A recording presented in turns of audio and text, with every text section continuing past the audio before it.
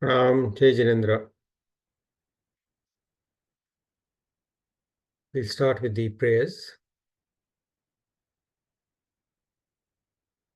Namo Orientanam, Namo Sittanam, Namo Ayariyanam, Namo Vatsayanam, Namo Loye Sabba Sahunam. Eso Panchanamukaro, Sabba Pava Panasano, Mangala Nanche Sabvesim Padmam Havai Mangalam. Namo Arihantanam, Namo Sittanam, Namo Ayariyanam, Namo Vatsayanam, Namo Loye Sabba Sahunam. Eso Panchanamukaro, Sabba Pava Panasano, Mangalanancha Sabvesim Padmam Havai Mangalam. Namo Arihantanam, Namo Sittanam, Namo Ayariyanam, Namo Vatsayanam, Namo Loye Sabba Sahunam. Eso Panchanamukaro, Sabba Pava Panasano, Mangalanancha Sabvesim Padmam Havai Mangalam. Veera Sarasura Surendra Mahito Veerambuddha Sansrita Veerena Bhiyata Swakarma Nichayo Veeraya Nityam Nama Veera Tirthamidam Pravtamatulam Veera Shaghoram Tapo Veere Sri Dhruti Kirtikanti Nichaya Sri Veerabhadram Disa Kamathe Dharanendra Cha Sochitam Karma Kurvate Prabhustulya Manovrutti Parshvanath Sri Stuvah अंगूठे अमृतवसे लपतितड़ा भंडार श्री गुरु गौतम समरिये मनवांछित फलदातार भुवसगहरं पासं पासं वन्दामि कमगणमुखं विसहर विसनिनासं मङ्गलकल्याण आवासं विसहर फुलिंगमन्तं कंठे धारयिजोषयामणो तस गहरोगमारिडुठ जरा जन्ति वो सामं चिट्ठ उदरे बन्तो द्विजपणमो बहुफलो होय नरतिर्येषु विजिवा पावन्ति न दुःख दोगचम् तुह समते लद्दे चिंतामणि कप्पाय वभये पावन्ति अभिगेणं जीवा ऐरामरं ठाणं ये सन्थो महायस पतिबर निभरेण हि एण तादेव दिज्जबोहिं भवे भवे पासचण चंद.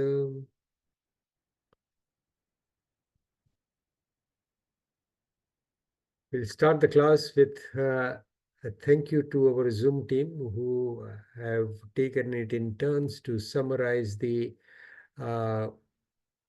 content of the talk every Tuesday, and from now on you'll be getting a summary like you did yesterday or today. So thank you very much to the Zoom team. Just one correction in the narrative that was sent to everybody. The name of the person who has created the Uvasagaram Stotra, the Acharya was called Bhadra Bahu Swami. Bhadra H-A-D-R-A, Bhadra Bahu Swami, and Uvasagaram Stotra. It is recited, as the narrative says, during Pratikraman, but also during Chaitya Vandan and when in times of difficulties. Okay. Now, we're slowly moving along in the story of Bhagwan Parshvanath. We'll just move forward from where we left off last week. You have the basic understanding, but I'll be going into a bit more detail of that's given in the Trishastri Shalaka Purush Charitra about what happens to Bhagwan Parshvanath's soul. We'll also today end towards the at the point where we begin a description of what happens to Kamath during this from the time that Marubhuti dies, and then how they meet up again in the next life. We'll describe that in detail next week, but I'll give you a quick introduction. One of the reasons why I think it's good to sort of repeat some of this and some of you may get a bit bored with the repetition, but I think every time you hear the same thing, it does open new doors and new questions. And I think there is a lot to learn here, and we are not in a hurry. And because we are not going to be talking about 27 lives as in Bhagwan Mahavir's life, we'll be only talking about much less number of lives. So we got a bit more time and a bit more leisure in how fast we proceed with reciting the story. We will discuss some further understanding of Dharma, but there are a couple of questions that were asked by one person in the class, and I'm sure that this may be a question in other people's minds as well, and I'll try and address those questions today as well. So we started off the story with Bhagwan Parshvanath's first life when he is the son of Brahmin Purohit, who is the chief priest of King Arvind of the city of Potanpur, it's a city-state. And we heard about how Bhagwan Parshvanath's soul is the younger of two brothers. The older one is Kamath. And what happens to them during in the time after their parents' death, and how the seeds of enmity actually form between them. But the enmity is held only by one person, and that is the soul of Kamath. And we heard about how towards the end of Bhagwan Parshvanath's, that is Marubuti's life, Kamath, in a fit of anger, throws a heavy stone at Marubuti and kills him.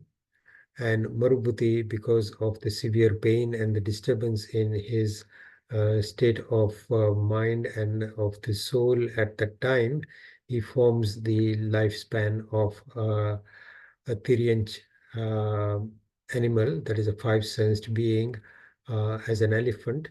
And he is born in Vindhyachal mountains, that is near Ashtapad. And we move on the story from that point onwards. Okay, let me share my slides.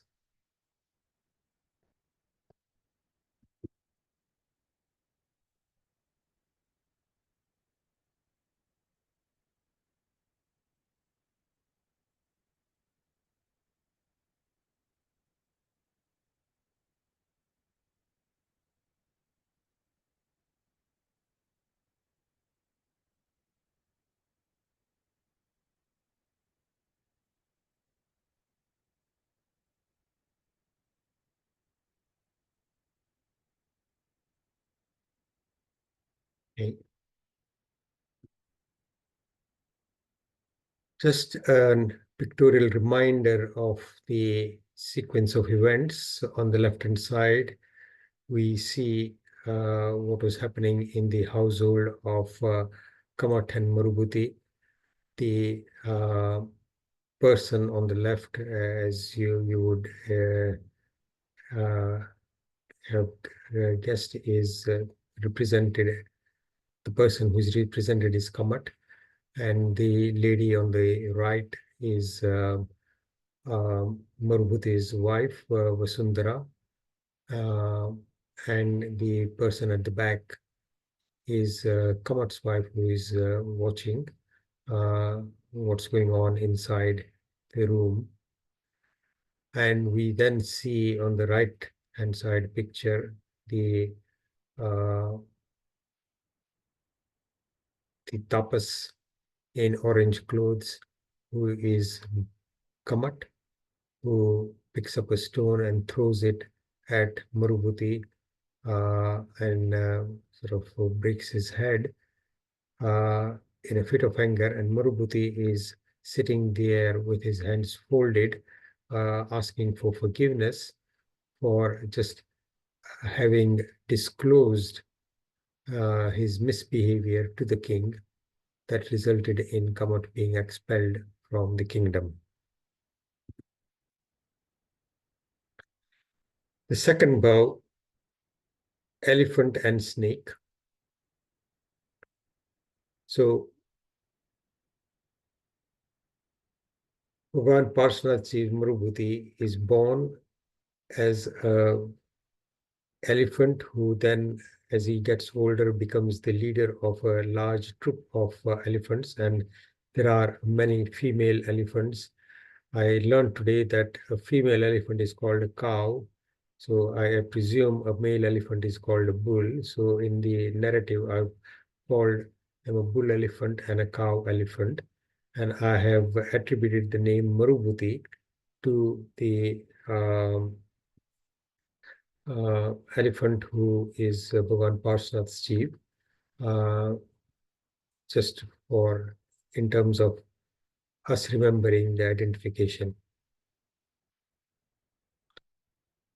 So Marubhuti's soul is born as a bull elephant in a forest in the Vindhyachal mountain range that is further up north, and I think this is part of the Ashtapad Parvat range.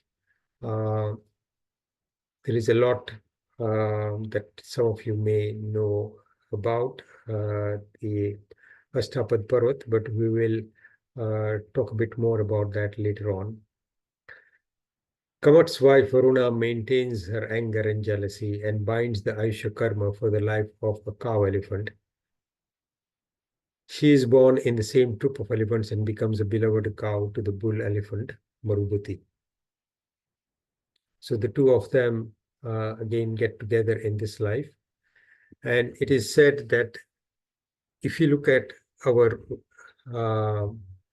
family members and our connections with each other, most of us have had associations with each other in the past. Fate brings us together, and for various different reasons. So there may be an emotional connection. That emotional connection may generally be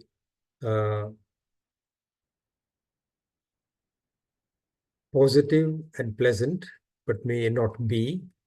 There may be an attraction, but that may be accompanied or associated with a level of hostility, a level of anger, and a lot of it is our karmas unfolding and making us like and dislike. And if we give into that and carry on perpetuating our feelings and not keeping those in check, then that cycle carries on. So in many ways, if we begin to understand what happens when our feelings, our reactions to what is going on within our family life,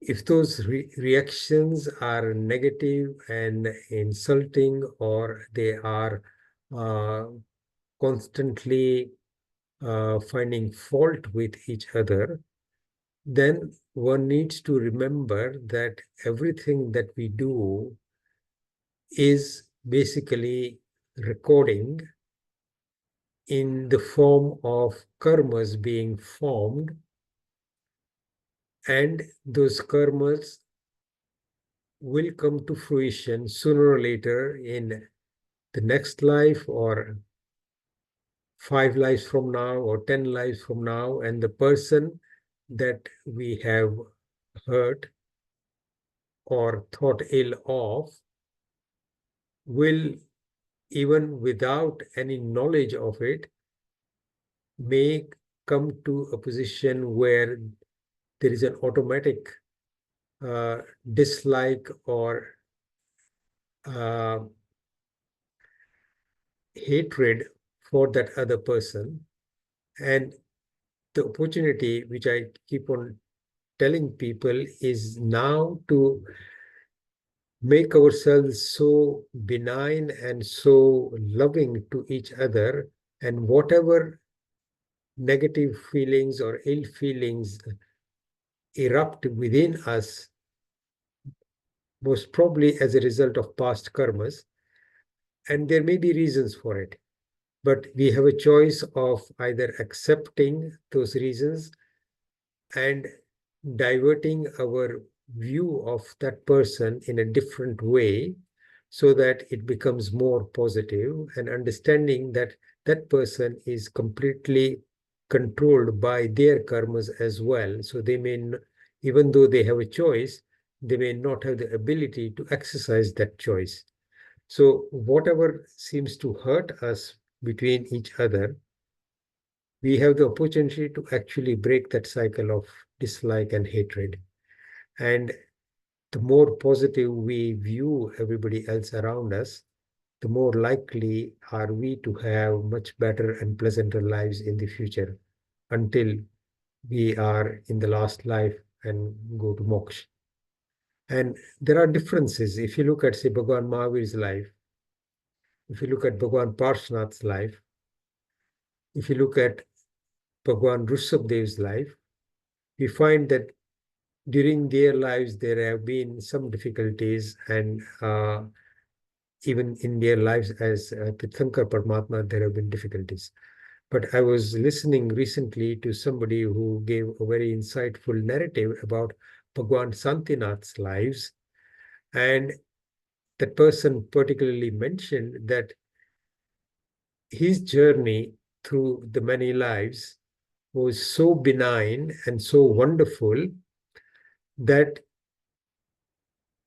everything around him was always peaceful, and he did not suffer any particular difficulty in his life as Bhagwan Santinath, the 16th Tirthankar, but also in other lives where there could have been difficulties. He's actually, his sort of level of uh, behavior and benign conduct with all life was so great that his all subsequent lives were always pleasant. So that was a great insight that I learned from this person's talk. So Kamath's wife Varuna maintains her anger and jealousy and binds the Aisha karma for the life of a cow elephant. And because of the attachment and the association with Marubhuti, her brother-in-law in the previous life, she is born in the same troop of elephants and becomes a beloved cow to the bull elephant. So our relationships with each other, so the person that we call our brother may have been our father in a previous life. Similarly, our sister may have been our mother, or our wife maybe have been our mother in another life in the past. So there is a very complex mix of all kinds of relationships. And the greatest example, as I mentioned before, of all this is Samraditya Kevali Charitra, which, if you are keen, we can actually choose as a topic for another class sometime in the future. One day,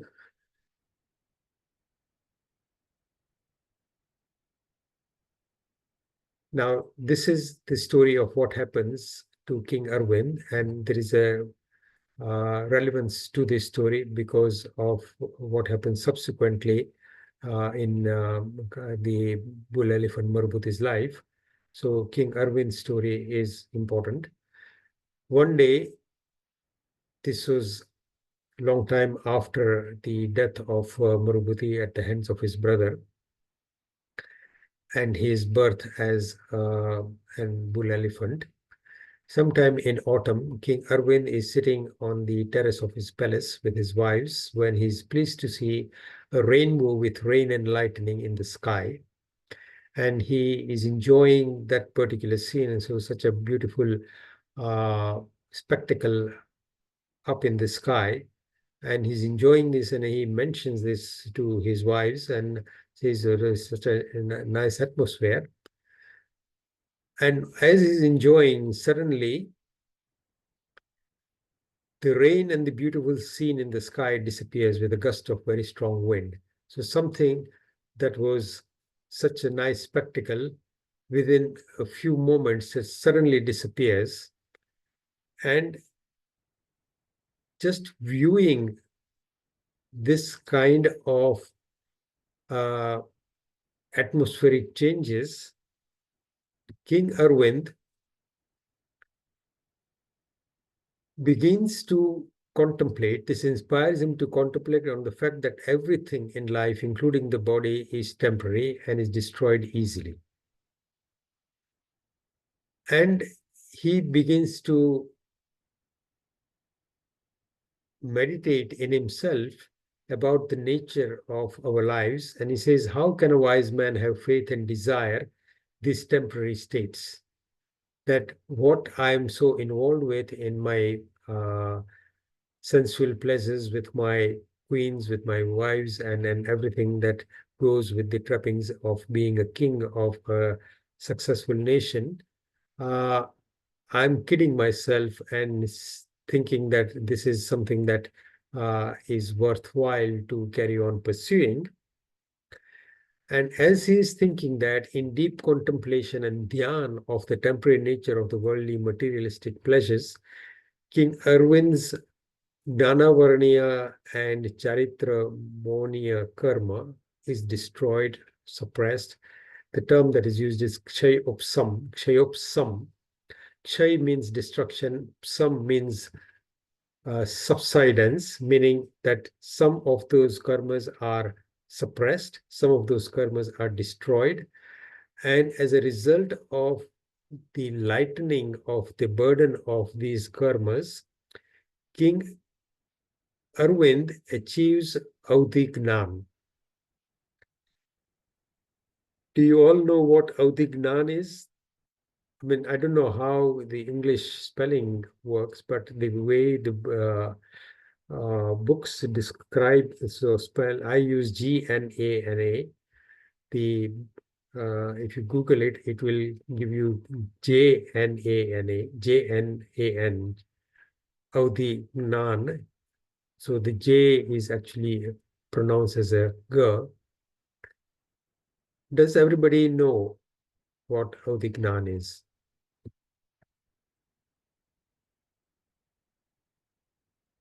How many of you have heard about the, I mean, I know many of you have, but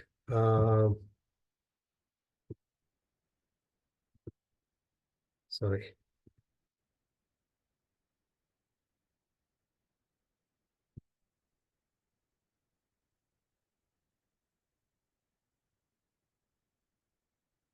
I lost my picture.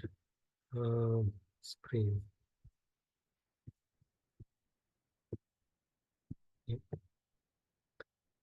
Anybody?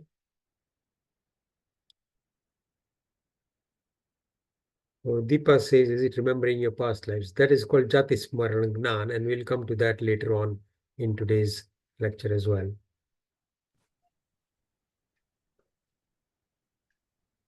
Okay, Audhignan.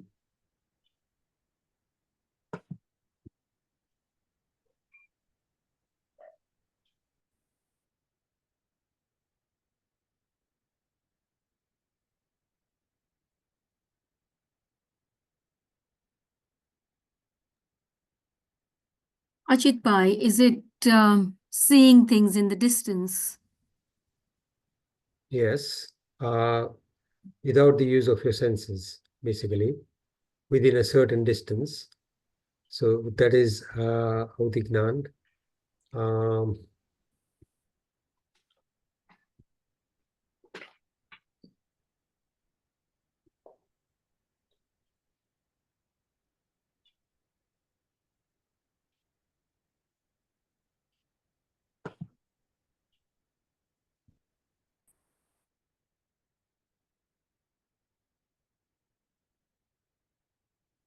Audhignan in Jainism refers to clairvoyance, a form of direct knowledge acquired by the soul without relying on intermediary senses or scriptures.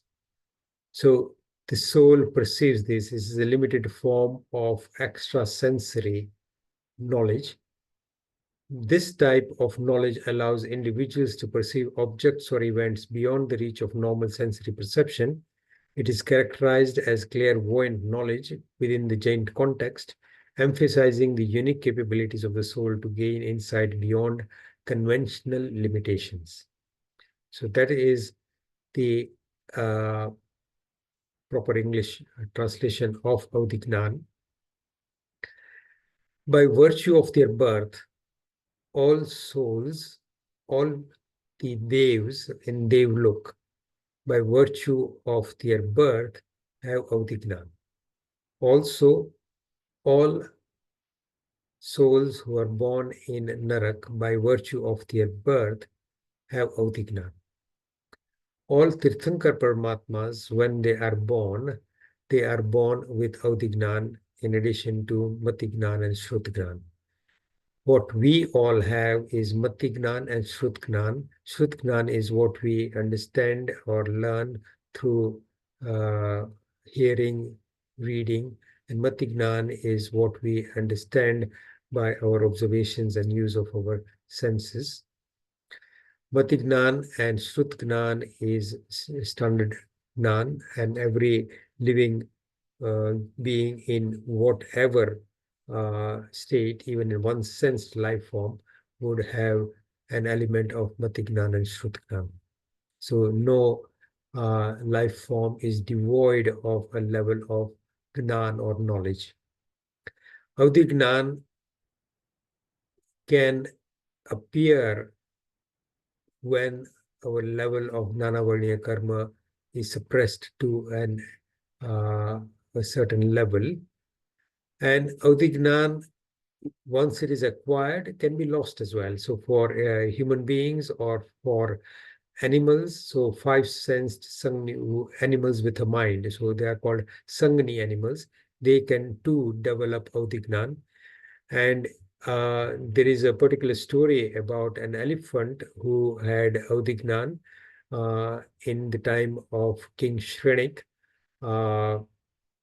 And there is a very nice narrative about what that elephant did for his masters. And there's a lot written about that particular elephant. Again, the source is I don't think there is much mention of him in Kalpasutra, but Trisasti Shalaka Purush Charitra definitely.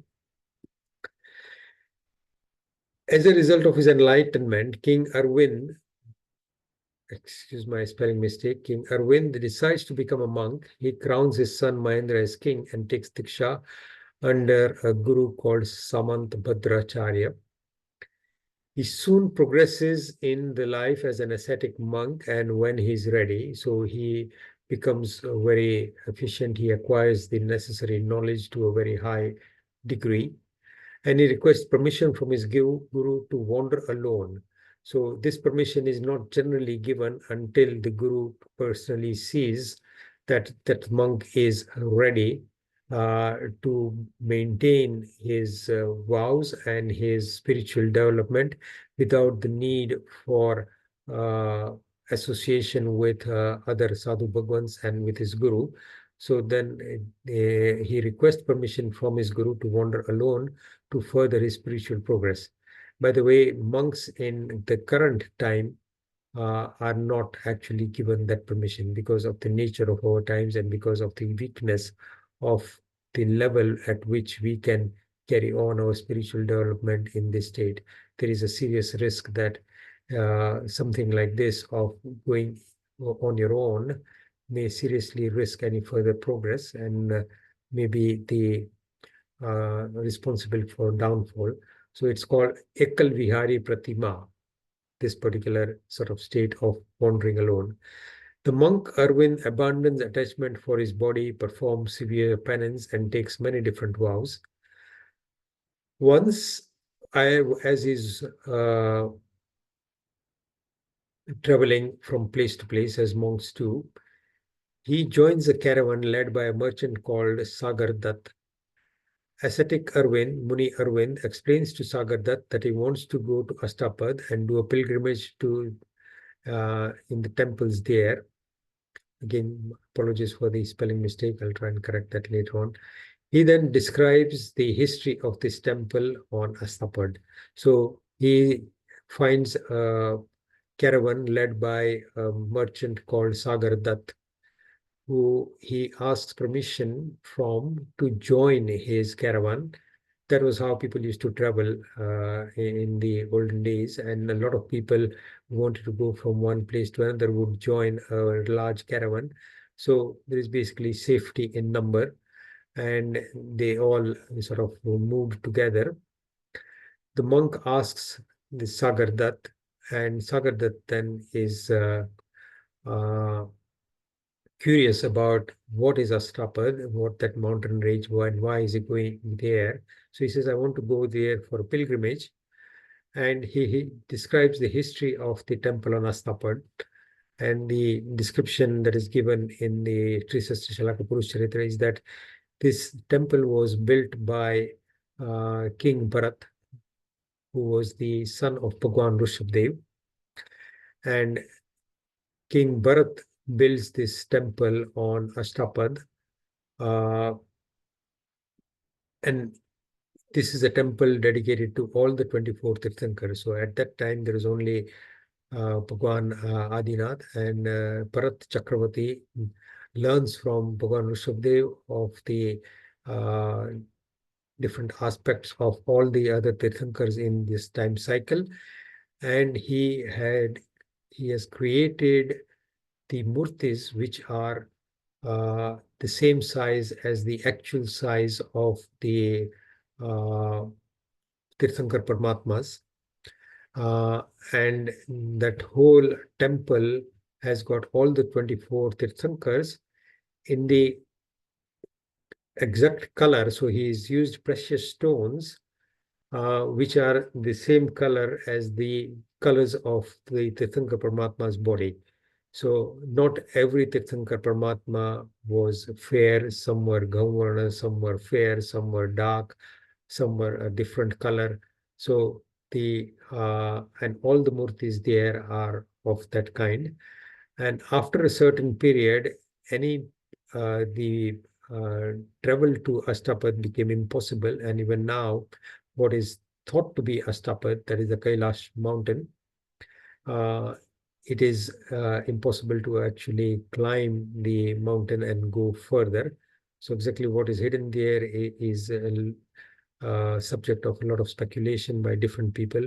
And there's a huge amount of narratives and YouTube videos that you can see if you want to learn more about Ashtapad.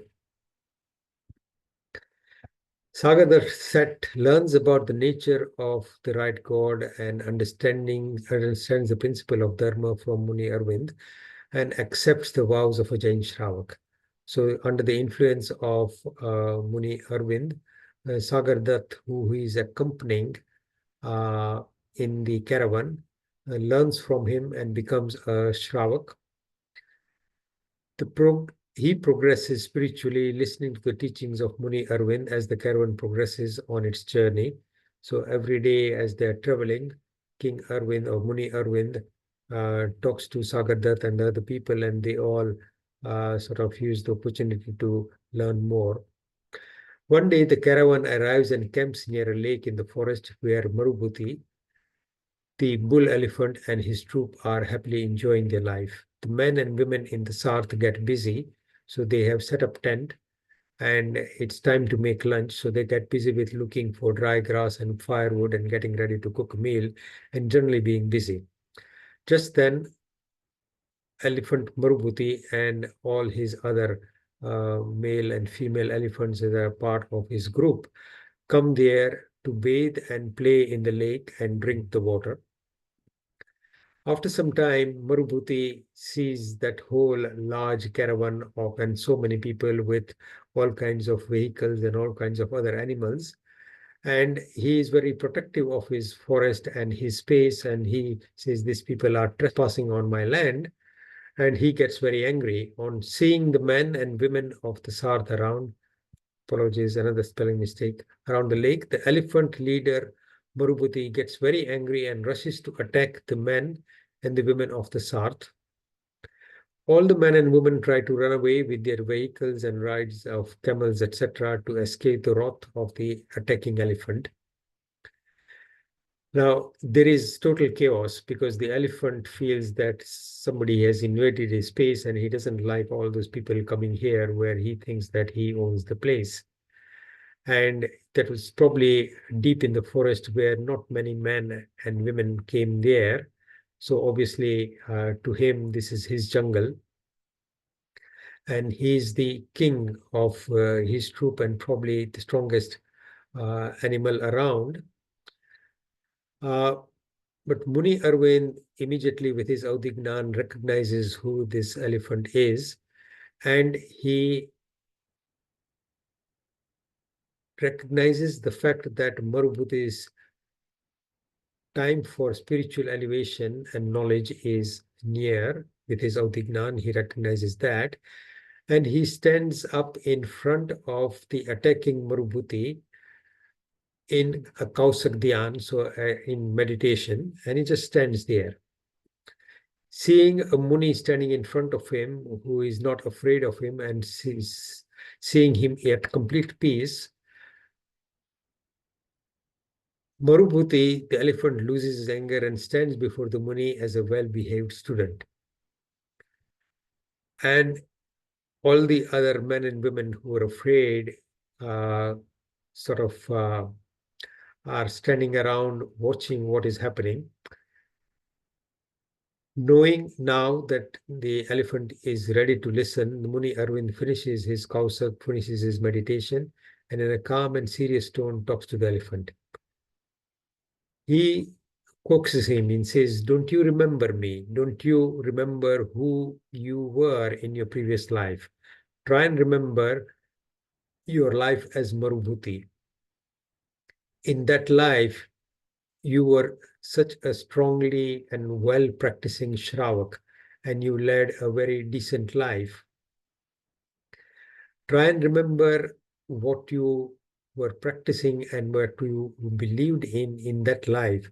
He reminds him of his past life as Marubhuti, the Purohit's son, and asks him to remember him. He says, "Don't you remember me? I was the king of that city-state that you were living in, and that we were close friends. The families were friends." Muni Arvind asks him why he has abandoned and forgotten the Arhat Dharma. So he says, as you were practicing Jain in your previous life, and in this life you've forgotten all that, try and remember what you forgot, that he was following the Arhat Dharma that he was following in his life as Marubhuti. He urges him to remember what he had learned in his previous human life as Marubhuti. Marubhuti, the bull elephant, on hearing these calm words, achieves Jati Smaran Gnan. So that is remembering your past life.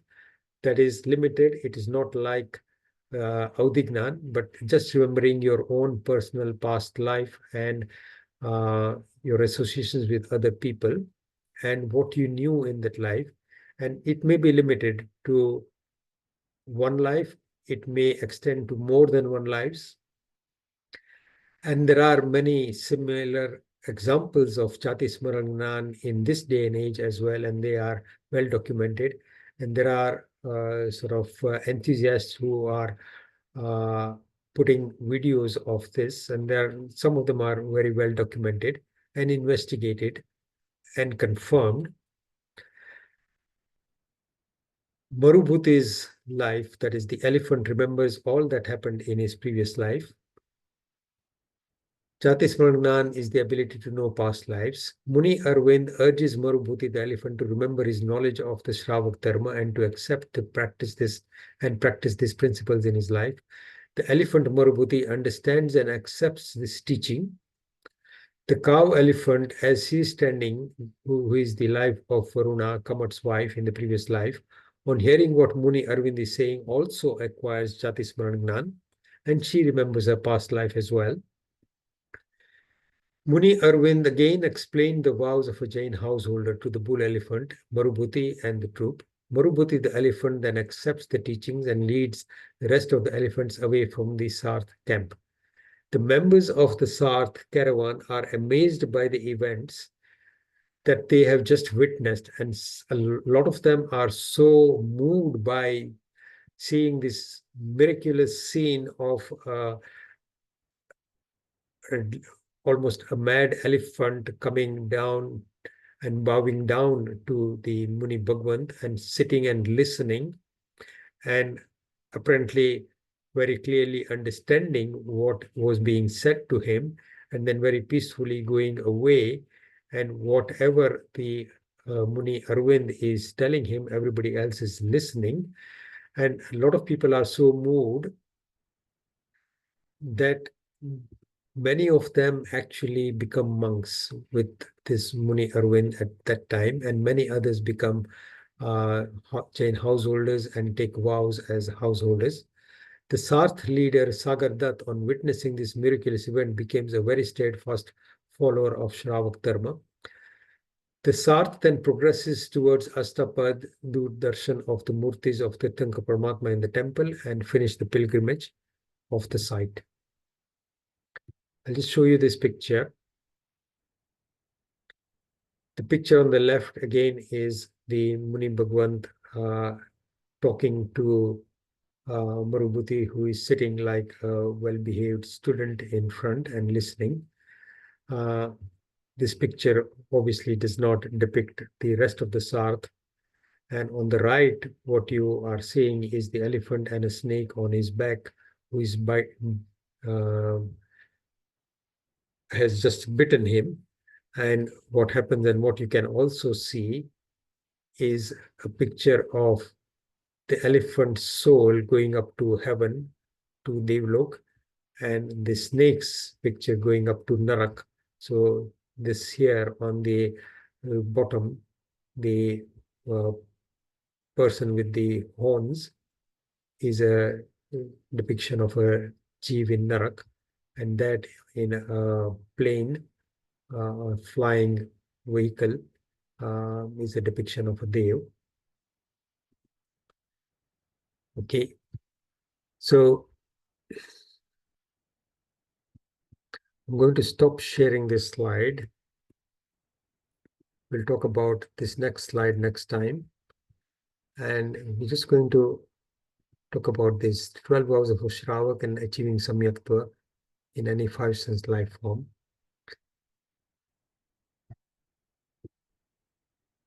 Okay. Now,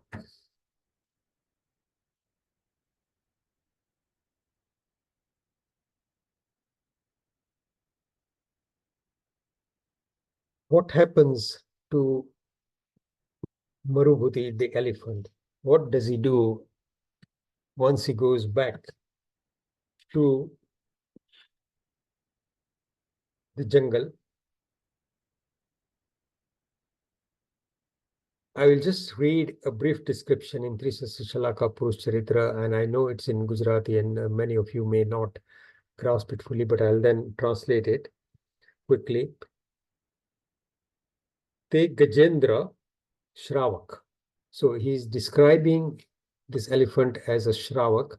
So the elephant Shravak,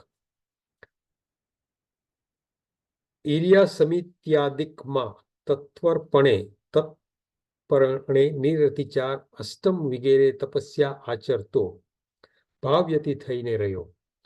So with his understanding from his previous life,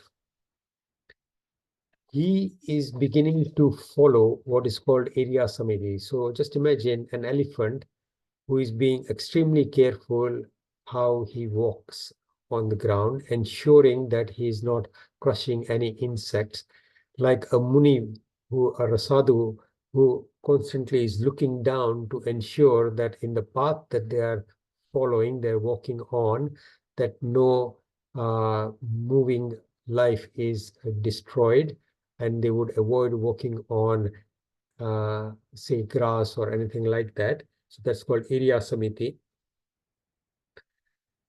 Tatparpane Niratichar. So he is very careful. And Astam Vigare Tapasya. So he actually does, Astam means Atham. I think that's what it means. Tapasya meaning he does not eat or drink or eat for 3 days. Bhavyati means like a monk. Theinerayo. Surethi tapelu jhadpito. So he wants to drink water that is without any life. So he seeks water that has been heated in the sun to such a level that it has become devoid of life. So he tries to drink only that kind of water. Jhadpito. અને સુકા પાત્રાનું પારણું કરતો. So when he needs to eat, he is not looking for fresh greenery to eat. He is looking for dried leaves which are now dead, so that he can feed himself but without harming other living beings. તે ગજ હાથીણીઓ સાથે ક્રીડા કરવાથી વિમુખ થઈ. So he's begun to practice brahmacharya, detachment from all his cow elephants. વિમુખ થઈ ખરેખર વિરક્ત બુદ્ધિવાળો બની ગયો. તે હાથી હંમેશા એવું ધ્યાન ધરતો. Every day he's thinking, જે પ્રાણી મનુષ્યપણાને પામીને મહાવ્રતને ગ્રહણ કરે છે તે જ ધન્ય છે. So any person who, on being a human being, his life is really worth it if he becomes a monk and takes the 5 vows of a Muni Bhagwan.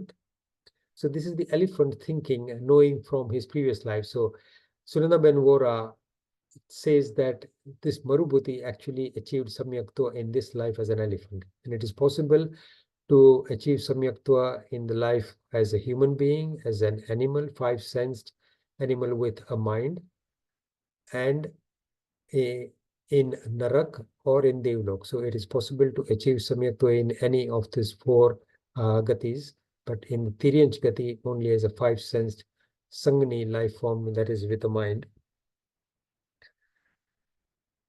જે પ્રાણી મનુષ્યપણાને પામીને મહાવ્રતને ગ્રહણ કરે છે તે જ ધન્ય છે, કેમ કે દ્રવ્યનું ફળ જે પાત્રમાં દાન દેવું તે છે, તેમજ મનુષ્યત્વનું ફળ ચારિત્ર ગ્રહણ કરવું તે જ છે. મને ધિકાર છે કે તે વખતે હું દ્રવ્યના લોભી જેમ તેના ફળને હારી જાય તેમ દીક્ષા લીધા વગર મનુષ્યપણાને હારી ગયો. So he basically is chiding himself and blaming himself is that I lost my life as Marubhuti because during that life I didn't become a monk. And I should have, because that is the highest form of path to follow as a human being. And I should have done that. I missed that chance in that life. આવી રીતે સુખ ભાવના ભાવતો ગુરુની આજ્ઞામાં સ્થિર મનવાળો તે હાથી સુખ દુઃખમાં સમાનપણે કાળ નિર્મગ્ન કરવા लाग्यो. So he has detached himself and spending his life in this way for a long time. And then we'll carry on with what happens to him in next week's lesson. Some things very quickly, the questions that were raised, and these are the 2 questions that I have mentioned here. So I made a note there about Jati Smaragnan that can happen in the life as a Tiryanj. We see many examples of animals who get very attached to different families and people and how they come together. Whether those animals actually have Jati Smaragnan or not, we don't know, but there are human beings or children who have been documented as having Jati Smaragnan, but there are lots of stories. So you may have seen a video of a couple of leopards who regularly visited somebody who was sleeping in his house and went there every night and slept by his side. There are stories of cows who on a daily basis visit a shop and sit in the middle of a shop while business is going on. There are stories of monkeys who have attached themselves to Sadhuji Bhagwans and other beings and other people. So there are all kinds of stories that you hear all over the world. Some time ago, there was a story of a couple of elephants who were brought up. So this was remembering their current life. And many years later, after they had been wilded back to the jungle, they meet the children who raised them as puppies and recognize them. And I don't know if you've seen this, there is a video of the adult, fully grown elephant hugging these 2 men without any danger to them. So there are all kinds of, in terms of how connected animals can be, those are examples. The 12 vows of the Shravak are many. We'll talk about that to an extent, but just briefly, they are called Anuvrats, meaning they are minuscule in comparison to the great vows of Muni Bhagwan. And I won't go into the details, but the first 5 vows of a Shravak are sort of a mini version of the great vows of the 5 great vows of a Jain monk. And then there are 3 other vows called Gun Vrat, and there are 4 other vows called Shiksha Vrat. So in total, a Jain householder has 12 vows that if he wants to take, some take 1, 2, or none, and maybe restrict their lives in different ways. But we'll come to that at some future talk. Just to remind everybody that next week, this class is going to be taken by Mumukshu Rishibai Zaveri. He's the person that I've talked about in the first class, who is currently in the States and who's becoming a monk in his mid-20s in India. He's brought up in the States. He's a software engineer, and he's going to come next week and take this class. I'll introduce him, and he'll talk about a topic called Panch Sutra. Panch Sutra is a fantastic book, and what I presume he'll be talking about is the first of the 5 sutras. Panch is 5, sutra is sutra. The first sutra of the 5 is very relevant to us, and I think the other parts of the Panch Sutra are probably something that are relevant to the journey that he has taken. So we'll talk about that next week. So please join in. There'll be a fantastic event. So that was about Shravak's Vrat in very brief, and about next week's lecture. To answer the questions that were raised, one, the question is, are these stories true, or are they an imaginary narrative? The clear answer is that these things are described by our Tirthankar Paramatmas and then brought down from them to the Guru Bhagwans, and from them slowly written in books, and they are coming to us. There may be some slight variations, but by and large, they are all true stories. There are certain stories which may be written as an example of something and to illustrate something, but it is clear. This particular story of Bhagwan Parshvanath is also in the Uttradhyayan Sutra. So Uttradhyayan Sutra was the last sermon of Bhagwan Mahavir. In one of the chapters, Bhagwan Parshvanath's story in relation to Keshi Ganadhar or Keshi Swami, who was a monk under the order of Bhagwan Parshvanath, meets up with Gautam Swami, who was the chief disciple of Bhagwan Mahavir, and the two of them meet together to clarify to people the differences between the vows of Bhagwan Parshvanath and Bhagwan Mahavir Swami, and when people were getting confused. So in that particular chapter, the whole story of Bhagwan Parshvanath is mentioned. So all these stories, not just this, all the other stories are true narratives. And what is the historical evidence? There is, for most of them, no historical evidence, because written narratives did not occur at that time. And a lot of the times that we are talking about was way beyond history. So a follow-up on that question, I presume, was, what is the Jain concept of time? So very briefly,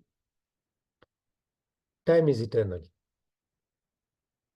The soul as an entity, and all our souls, and the universe as an entity, had no beginning, and there was no end. Things change. We move from one life to other. Matter changes from one form to other, from matter to energy. Energy and matter are they're both the same thing. And Einstein proved that, but our Shastras have been saying that forever. there is no beginning and there is no end, but in certain parts of the universe, in certain land masses, there are time cycles.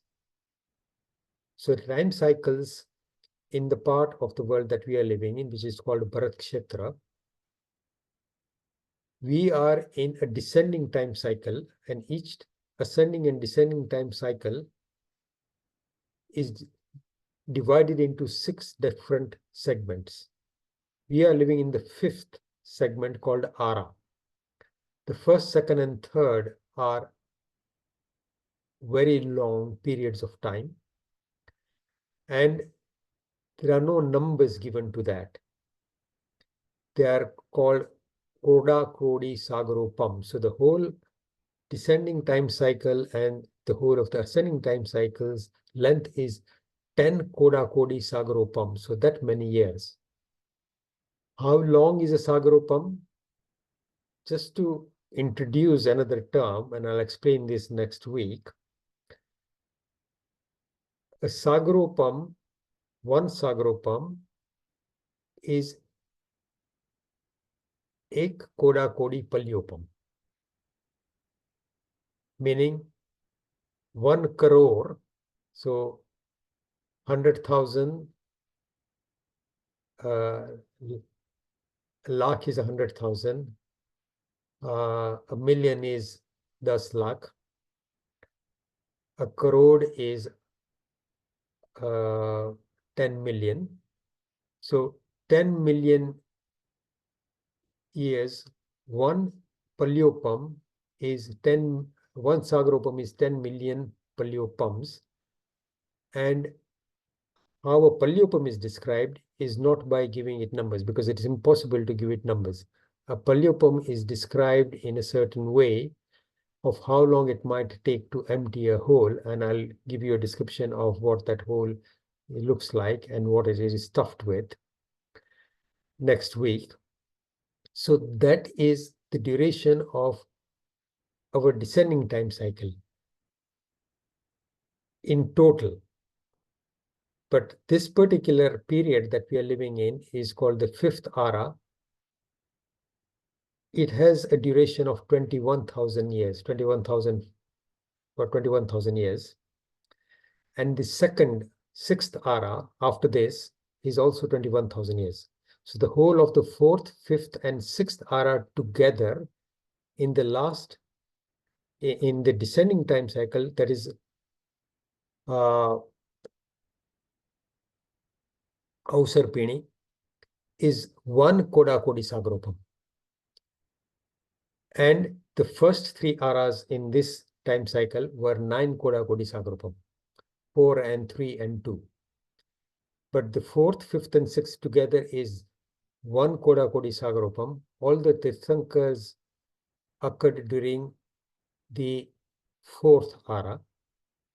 And towards the end of the 4th Ara and the beginning of the 5th Ara, Bhagwan Mahavir's Nirvana happened. And we have cleared about 2,500 years of the 5th Ara. We've got about 18,500 years left in the 5th Ara. And it's a descending time cycle, so everything will be getting worse. So this is an answer to your question, Ketan. And hopefully that will stimulate some further thought. But I've covered it very, very briefly, and we can have longer conversations at some other time. There is another question here on the chat. No. Any other questions? You've got some time if you are not in a hurry. If you want to ask Ajitbhai directly or put your hand up, you can. Ajitbhai, I've not received any questions directly to me. Okay. Anybody? Nilma, go on. Yeah, you mentioned the Audignan. It's obviously being able to see beyond your senses.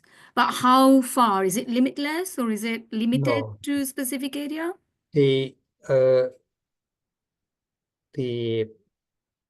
directions and the distance varies. So different people may have a different level of Audignan. And there is a particular story where there is a debate between a particular Shravak who during his practice of dhyan and religion, and he progresses spiritually so well that he achieves a very high level of Audignan. And around that time, Bhagwan Mahavir and Guru Gautam and all the monks have come to that particular city, and Guru Gautam has heard of this particular Shravak, and he goes to his place to uh, talk to him because he's a great Shravak. And the Shravak asks him, he says, look, is it possible for a Shravak in this state as not having become a monk to achieve a level of Audignan, which is, so he describes how far he can see by virtue of his Audignan. And Guru Gautam Swami thinks that that is not possible for a Shravak. And he says that that is not possible, and you should do a prayaschit, or you ask for forgiveness because you uttered a falsehood that it is not possible for a Shravak to achieve this. So this Shravak then asks him, okay, in Jain Dharma, is it the person who is right who has to ask for forgiveness, or is it the person who is wrong who has to ask for forgiveness? And Guru Gautam Swami obviously says it is the person who is wrong. So this Shravak says that it is you who then should be asking for forgiveness because I am correct.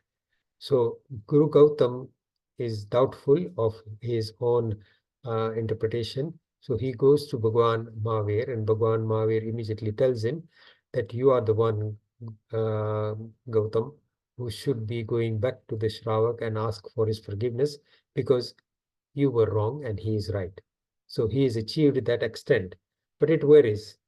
And as I mentioned, the distance may be vast, the distance may be narrow, the distance may be limited to certain directions or to certain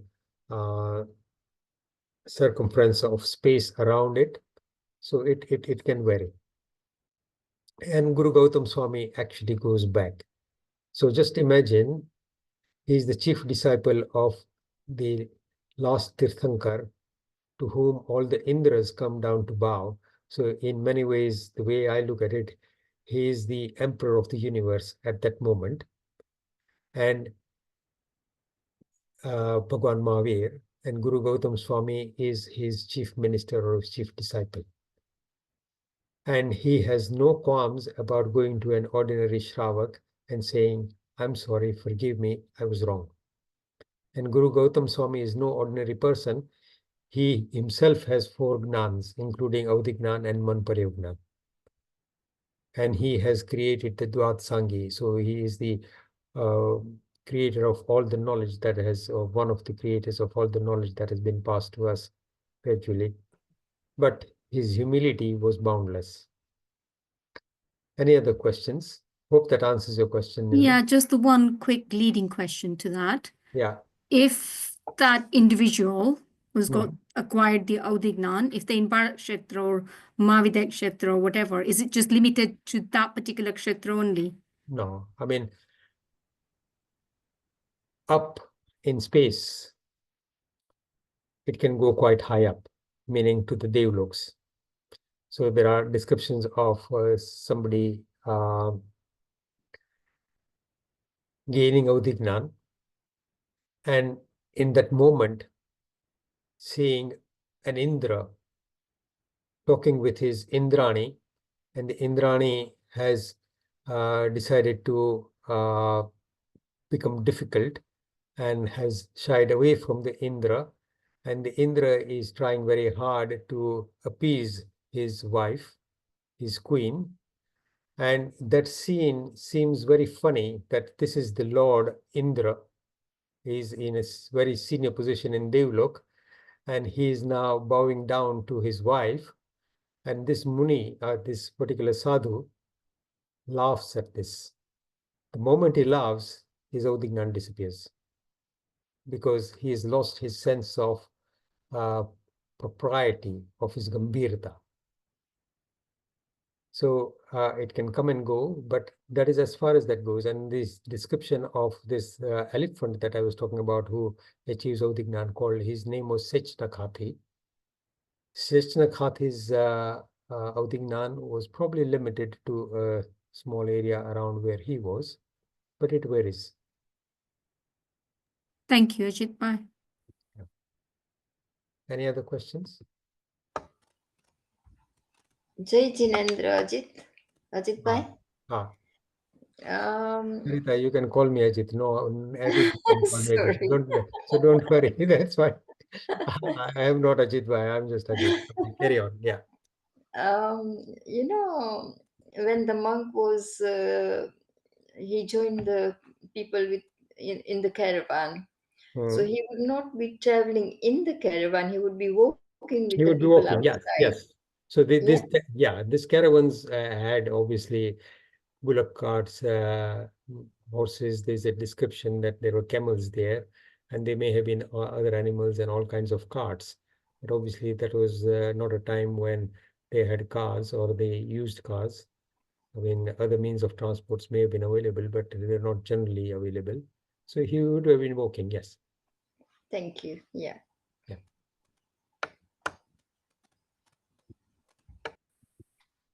Any other questions?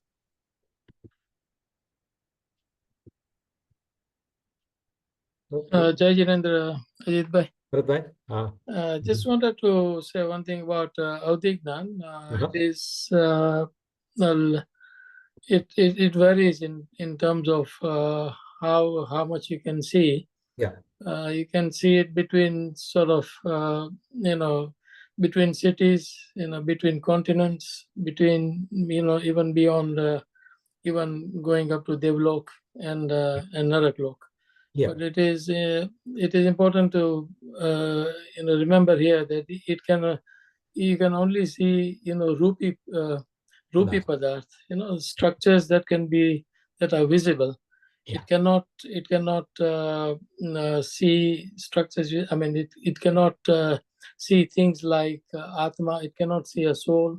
It cannot see Dharmastikai, nor Dharmastikai, and so on. Yeah. So thank you very much, Bharatbhai. So I didn't mention, but Rupi Padarth is what is the subject matter of Audignan. You cannot go beyond that. Rupi means material. So also it is known as a direct, pratyaksh gnan, because it does not involve senses or the mind. Yeah. Thank you. Yeah, thank you, Bharatbhai. And the contrary term is paroksh gnan. Paroksh means through the use of other means, senses, books, etc. Pratyaksh is the soul's own abilities. Barabar, Bharatbhai? Yeah, that's correct. Yeah. That means Mati and Shodgnan are Paroksh Gnan, whereas Audignan, Manaparyagnan, and Kevalgnan are Pratyaksh Gnan. Yeah, Pratyaksh. Yeah, that's one. The first two are indirect, and the rest of the three, Mati Shrut are Paroksh Gnan, indirect. Yeah. And Audi, Manaparya, and Keval are Pratyaksh Gnan, which is direct now. Direct, yeah. So direct means through the exercise of the virtue of the soul of knowing. So the soul's basic quality is to know, to be, and to be in Anand, meaning joy, bliss is a natural virtue of the soul. It is the gun, that is what the soul is, basically. It is full of joy. So all the happiness and joy that we are seeking outside is of no value because the source of happiness is within ourselves. Okay. Shall we end now? You're all happy to end the class? Yes. Yes. Okay. Right. If I've said anything that is against the teachings of Tirthankar Paramatmas and Guru Bhagwans and the Dharma, I ask for forgiveness. Chinagna Virud, Kaimpan Bolyo Ho, Teso Manacham Kaya Kari, Tasmichami Dugdam, Sarvamangalamangaliam Surakalyan Karanam, Pradhanam Suradharmanam, Jainam Jeti Sasanam. Please feel free to send the link for next week's lecture to anybody else that you may feel who want to join. So, Mumukshu Rishibai Zaveri will be logging in from the States. I think he's in California, and he'll be talking about Panch Sutra. So, and he's a great person, and you will really enjoy what he has to say. At some stage, Sandeep was telling me there are two more lectures by him that are scheduled. One is a question and answer session with Jayeshbhai on a Sunday satsang, I think sometime in April. And there is another one scheduled on a Thursday class with him with a slightly different topic, I think in a couple of weeks' time. So you'll all be getting messages about that. Okay. Okay? All right. Okay. Goodbye. Thank you. Thank you, Ajitbhai. Thank you. Jai Thank you all. Thank you all. Thank you. Yeah, Ajitbhai. Bye. Bye.